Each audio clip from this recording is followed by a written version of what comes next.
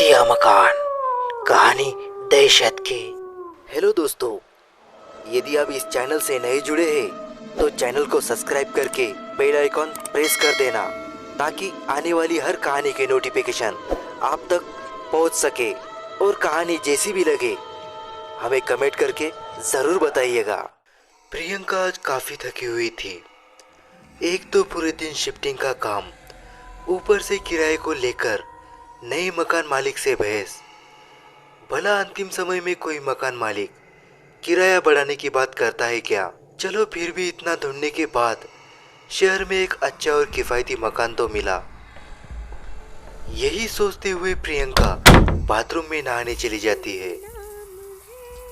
Shower चालू कर ठंडे पानी में पूरे दिन की थकान उतारती प्रियंका न जाने क्यों धीरे धीरे 80 के दशक के गानों को गुनगुनाने लगती है। वैसे तो प्रियंका काफी मॉडर्न, एडवांस और एनर्जेटिक लड़की है, लेकिन आज उसका मन शांत और थोड़ा उदासी भरा था। शायद घर से अभी अभी लौटने का गम उसके दिल के किसी छोर में दबा बैठा था। खैर, इसी बीच प्रियंका के घर की घंटी बजती है। अचानक घंटी की आवाज सुन चौंकी प्रियंका फौरन कपड़े बदल दरवाजे की ओर जाती है। दरवाजे पर दूध वाला प्रियंका की राह देख रहा था। जैसे ही प्रियंका दरवाजा खोलती है, दूध वाला बोलता है, नमस्ते मैम साहब, मैं किशन दूध वाला। मैं इसी इलाके में दूध सप्लाई करता हूँ।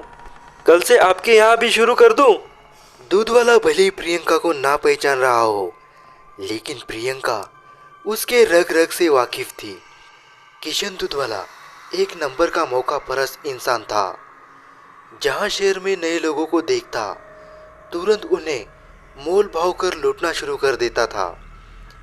कभी मजाक में भी कोई उधार या प्लास्टिक की पन्नी मुफ्त में मांग ले, मुंह फुलाकर 9-2-11 होता था। खैर, प्रियंका के घर के दरवाजे पर खड़ा किशन प्रियंका के जवाब का इंतजार करने लगा। प्रियंका कुछ बोलती उससे पहले ही उसे याद आया कि बाथरूम का नल चालू है, गीजर भी ऑन है। हे भगवान, एक तो वैसे ही इस इलाके में पानी की कमी और ऊपर से ये मेरी हरकत। ये बोलते हुए प्रियंका फौरन बाथरूम की ओर रवाना होती है। इसी बीच उसके पाँव को लगकर कांच का एक मग जमीन पर गिरता है, लेकिन प्रियंका इसे नजरअंदाज कर बाथरूम में पहुंचती है।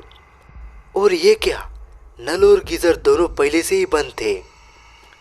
हाँफती हुई प्रियंका दोबारा दरवाजे पर आती है और देखती है कि दूध वाला वहां से जा चुका था। वो सोचती है कि कोई बात नहीं, वो कल उसे दूध सप्लाई की बात कर लेगी। लेकिन जैसी वो दरवाजे की ओर मुड़ती है तो देखती है कि पास ही लगी एक स्टैंड पे दूध का एक पैकेट और कुछ चिल्लर रुपए रखे हुए थे। देखकर ऐसा लग रहा था कि जैसे किसी ने दूध वाले को पहले पैसे दिए हो, फिर उसे दूध का पैकेट लिया हो और बाकी बचे खुले पैसे दूध वाले ने उसे लौटाए हो। इन सबको नजरअंदाज कर जब प्रियंका घर के अंदर लौटती है तो देखती है कि कमरे का फ्लोर एकदम से साफ था। यहाँ तक कि टूटे हुए कांच के मग के टुकड़े भी गायब थे। प्रियंका के दिमाग में कई सवाल थे, लेकिन जवाब एक भी नहीं था। खैर, अब रात हो चली थी। प्रियंका जहाँ रहती थी वो इलाका दिन में जितना गुलजार था, रात में उतना ही सुनसान, गहरा घना अंधेरा, झिंगुर की आवाजें और डरावनी सन्नाटों के बीच धीमे धीमे स्वर में गुनगुनाती प्रियंका कमाल लग रही थी। अब सोने का वक्त था। प्रियंका बिस्तर पर लेटी पूरे दिन हुए अजीबोगरीब घटनाओं के बारे में सोच ही रही थी। उसे शक होने लगता है कि इस घर में सब कुछ सामान्य नहीं है। ये सब सोचते सोचते प्रियंका सो जाती है। सुबह होती है। तीखी धूप प्रियंका के चेहरे पर पड़ती है और उसकी नींद खुल जाती है। समय के लगभग 9:45 बज रहे थे। प्रियंका अपने ऑफिस के लिए लेट हो रही थी। वो फटाफट उठती है और तैयार होकर ऑफिस के लिए रवाना हो जाती है। कैब में बैठे बैठे उसे रास्ते में अचानक याद आता है कि जल्दबाजी में उसने घर की खिड़की, पंखा, लाइट, नल सब कुछ बंद नहीं किया है। और अब उसके जहन में मकान मालिक के ताने और उसका गुस्से से फूला हुआ चेहरा मंडराने लगता है। वो समझ जाती है या अगर मकान मालिक को उसके इस लापरवाही का जरा भी अंदाजा लगा हो तो वो उसे पहली फुर्सत में घर से निकाल फेंकेगा। इसके बावजूद वो ऑफिस का अपना सफर जारी रखती है। प्रियंका का आज का दिन काफी भारी था। सुबह की शुरुआत भागदौड़ी से और फिर पूरे दिन क्लाइंट की मीटिंग। अब घर लौटकर प्रियंका अच्छा शावर लेना चाहती थी, लेकिन उसे डर था कि घर में पानी नहीं होगा क्योंकि वो नल खुला छोड़ गई थी। प्रियंका जैसे ही घर लौटती है वो घर के अंदर का मंजर देख हैरान रह जाती है। घर पूरी तरह से साफ था, लाइट बंद थी, नल बंद था, यहाँ तक कि खिड़कियां भी बंद थी और बिस्तर लगा हुआ था। प्रियंका को लगता है कि शायद मकान मालिक आया होगा जिसने ये सब बंद किया होगा। तभी पड़ोस की बालकनी में खड़ी एक महिला कहती है, अरे घबराए नहीं, आप जल्दबाजी में घर का दरवाजा बंद करना भूल गई थी। जब मैंने दरवाजा खुला देखा तो सोचा कि घर में कोई होगा, लेकिन आप घर में नहीं थी। मैंने सब कुछ सही कर दिया, घर का ध्यान रखा करिए। ये कहकर महिला अंदर चली जाती है। तभी प्रियंका के फोन की घंटी बजती है। वो फोन रिसीव करती है तो उस तरफ से उसकी दोस्त हिना की आवाज आती है। हेलो, क्या हुआ प्रियंका, आजकल फोन नहीं करती? नए शहर में जाकर पुराने दोस्तों से लगाव खत्म हो गया क्या? भूल गई? 2 दिन बाद तेरा बर्थडे है। बता, कहाँ पार्टी दे रही है? ये सुन के प्रियंका बोलती है, नहीं नहीं, मैं कुछ नहीं भूली हूँ।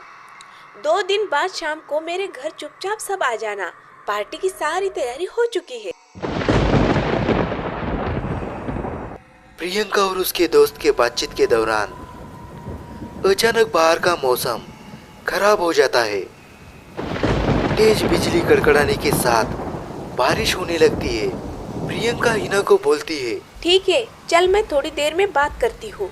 अभी घर के सारे खिड़की दरवाजे बंद करने हैं, वरना पानी अंदर घुस आएगा। ये बोलकर वो फोन काट देती है। प्रियंका एक एक करके सारे खिड़कियां दरवाजे बंद कर देती है, लेकिन ऊपर छत का दरवाजा बंद नहीं हो रहा था। वो काफी कोशिश करती है, लेकिन वो दरवाजा हिलने को तैयार ही नहीं था। तभी अचानक पड़ोस की छत से वही महिला प्रियंका के पास आती है और कहती है, ये दरवाजा बहुत पुराना है, ऐसे बंद नहीं होगा। ये बोलते हुए वो उसे दरवाजा बंद करके दिखाती है। प्रियंका महिला की मदद पाकर बहुत खुश होती है। वो पूछती है कि आपको कैसे पता इसे कैसे बंद करना है? इस पर वो महिला कहती है, मैं यहाँ पड़ोस में काफी लंबे समय से रहती हूँ। इस घर के बारे में मुझे सब कुछ पता है। मैं पहले इसमें ही रहा करती थी। प्रियंका महिला से बात कर बहुत खुश होती है और वो उसे अपने बर्थडे पार्टी में इनवाइट करती है, जिस पर महिला भी खुशी से हामी भर देती है, लेकिन कहती है कि दिन में मुझे काफ़ी काम होता है। अगर पार्टी रात में हुई तो वो ज़रूर आएगी। प्रियंका उसे कहती है कि पार्टी रात में ही है, क्योंकि हम भी दिन में काम करते हैं ना। 2 दिन बाद बर्थडे आता है। प्रियंका के सारे दोस्त घर पर इकट्ठा होते हैं, लेकिन प्रियंका की नजरें किसी और की राह तक रही होती है। दोस्त उसे पूछते हैं कि क्या हुआ प्रियंका, किसी खास के इंतजार में हो क्या? तो वो बताती है कि मैंने हाल ही में एक नई दोस्त बनाई है। मैं तुम सबको उससे मिलवाने के लिए बेताब हूँ। बस प्रियंका का इतना ही बोलना होता है कि महिला घर में दाखिल होती है। पार्टी के लिए पहले ही इतना लेट हो गया था, तभी प्रियंका बिना वक्त गवाए पार्टी शुरू करती है। लाउड म्यूजिक, डांस, खाना पीना, ढेरों सेल्फी, सब कुछ एंजॉय कर रहे थे। अब धीरे धीरे सारे यार दोस्त घर लौट रहे होते हैं। अब बस हिना और उसकी बहन ही प्रियंका के घर में होती है। लेकिन प्रियंका देखती है कि वो महिला बिना कुछ बताए वहाँ से चली गई। प्रियंका अपनी सहेली से पूछती है। आप लोगों ने उस महिला को देखा? ये सुन के हिना और उसकी बहन उल्टा सवाल करती है। अरे किस महिला को? मजाक न कर, सही सही जवाब दे। तब हिना और उसकी बहन उसे समझाती है कि अरे तू पागल वागल हो गई क्या? किस महिला की बात कर रही है? पार्टी में हम और ऑफिस के दोस्त के अलावा कोई नहीं था। यकीन नहीं आता तो देख। तभी हिना सबूत के तौर पर पार्टी में खींची तस्वीरें दिखाती है।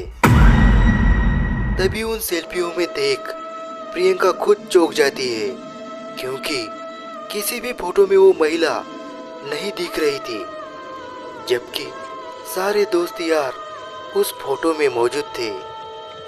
इस घटना से परेशान होकर अगले दिन प्रियंका मकान मालिक के पास पहुंच जाती है और उसे सारी बात बताती है। लेकिन इसके जवाब में मकान मालिक जिस कहानी का खुलासा करता है उसे सुनकर प्रियंका के होश उड़ जाते हैं। हमारी और भी डरावनी कहानियां सुनने के लिए स्क्रीन पे जो वीडियो दिख रहा है उसे क्लिक कीजिए और डरावनी कहानियों का मजा लीजिए।